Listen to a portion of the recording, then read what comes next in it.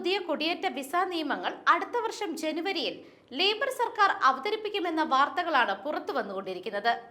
പുതിയ വിസ കുടിയേറ്റ നയത്തിൽ മൈഗ്രേഷൻ കുറയ്ക്കുന്നതിനുള്ള കടുത്ത നടപടിക്രമങ്ങൾ ഉണ്ടാകുമെന്ന സൂചനകളാണ് ഇപ്പോൾ പുറത്തു വരുന്നത്.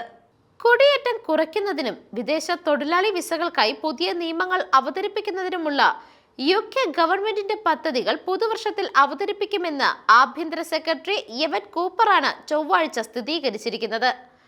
പുതുവർഷത്തിൽ കുടിയേറ്റം കുറയ്ക്കുന്നതിനായി സർക്കാർ അവതരിപ്പിക്കുന്ന ധവളപത്രത്തിൽ മൈഗ്രേഷൻ അഡ്വൈസറി കമ്മിറ്റിയെ ശക്തിപ്പെടുത്തുന്നതിനുള്ള നടപടികൾ ഉണ്ടാകുമെന്നും ആഭ്യന്തര സെക്രട്ടറി പറഞ്ഞു. മൈഗ്രേഷൻ കുറയ്ക്കുന്നതിന് തദ്ദേശീയരായ തൊഴിലാളികൾക്ക് കൂടുതൽ നൈപുണ്യ പരിശീലനം നൽകാനുള്ള പദ്ധതിക്ക് സർക്കാർ തുടക്കമിടുന്നുവെന്നാണ് പൊതുവെ കരുതുന്നത്. വിദേശത്തു നിന്നും തൊഴിലാളികളെ റിക്രൂട്ട് ചെയ്യുന്നതിന് പകരം ഇവിടെയുള്ള തൊഴിൽ ശക്തിയെ ഉപയോഗിക്കാനുള്ള നടപടികൾ വേണമെന്ന അഭിപ്രായമാണ് സർക്കാരിനുള്ളത്.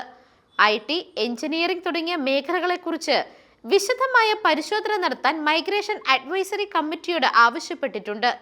വിദേശത്തു നിന്നും കൂടുതൽ റിക്രൂട്ട്മെന്റ് നടക്കുന്ന മേഖലകളാണ് ഇവയെന്നാണ് ഇതിന്റെ പ്രധാന കാരണമായി ആഭ്യന്തര സെക്രട്ടറി ചൂണ്ടിക്കാണിച്ചത്. 2025 ജനുവരി മുതൽ professor Brian bell migration advisory കമ്മിറ്റിയുടെ ചെയർമാൻ സ്ഥാനം ഏറ്റെടുക്കും. തന്റെ കാലാവധി അവസാനിക്കുന്നതുവരെ മുഴുവൻ സമയവും അദ്ദേഹം സേവനം നൽകും. പ്രധാനമായും മൈഗ്രേഷൻ അഡ്വൈസറി കമ്മിറ്റിയുടെ മേൽനോട്ടത്തിലായിരിക്കും കുടിയേറ്റ നയത്തിലെ പ്രധാനപ്പെട്ട വ്യവസ്ഥകൾ നടപ്പിലാക്കുക. കഴിഞ്ഞ സർക്കാരിന്റെ അവസാന കാലഘട്ടത്തിൽ കുടിയേറ്റം കുറയ്ക്കുന്നതിന് വേണ്ടിയിട്ടുള്ള ഒട്ടേറെ നടപടികൾ നടപ്പിലാക്കിയിരുന്നു.